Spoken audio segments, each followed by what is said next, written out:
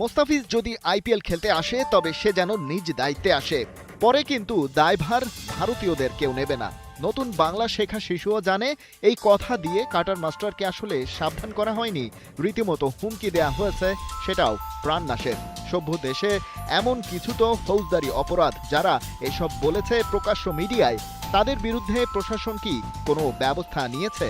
যারা এসব বলেছে তারা প্রভাবশালী রাজনৈতিক কিংবা ধর্মীয় ব্যক্তিত্ব, তাই বলেই কি ওরা পেয়েছে ছাড়, নাকি মোস্তাফিজের ব্যাপারে ভারত রাষ্ট্রেরও একই মতামত?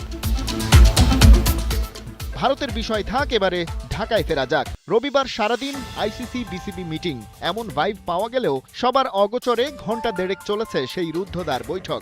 আইসিসির ইন্টিগ্রিটি ইউনিটের জেনারেল ম্যানেজার অ্যান্ড্রু ইফগ্রেইভ এসেছেন ঢাকায়।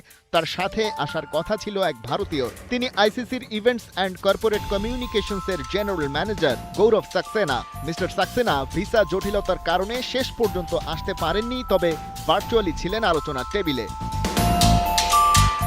বাংলাদেশ ও বিসিবি সাইড থেকে মিটিংয়ে যোগ দেন সভাপতি আমিনুল ইসলাম বুলবুল, দুই সহসভাপতি ফারুক আহমেদ এবং শাখাওয়াত হোসেন।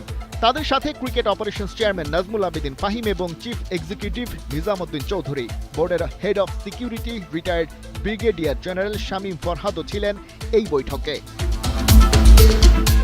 আইসিসির এত আয়োজন অবশ্য কোনো কাজে আসেনি, কারণ বাংলাদেশ তাদের জায়গা থেকে সরেনি এক চুল। সব শর্তই মেনে নেওয়া যায়, তবে নিজেদের সিকিউরিটি কনসার্ন নিয়ে ভারতে গিয়ে বিশ্বকাপ খেলা সম্ভব না, যেখানে এই কদিন আগেও হুমকি দেয়া হয়েছে মোস্তাফিজকে, যে কিনা বাংলাদেশ দলের অন্যতম সেরা তারকা।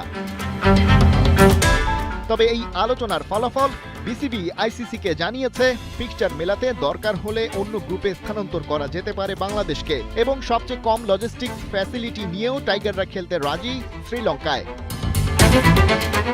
আইসিসির এই প্রতিনিধি দল অবশ্য বিসিবির কথা শুনেছেই কেবল, কোনো সিদ্ধান্ত জানানোর এখতিয়ার তাদের দেয়নি আইসিসি। তারা বলে গেছেন চেয়ারম্যান জয় শাহর সাথে কথা বলেই পরের আপডেট জানানো হবে এবং দরকার হলে এই আলোচনা চলমান থাকবে।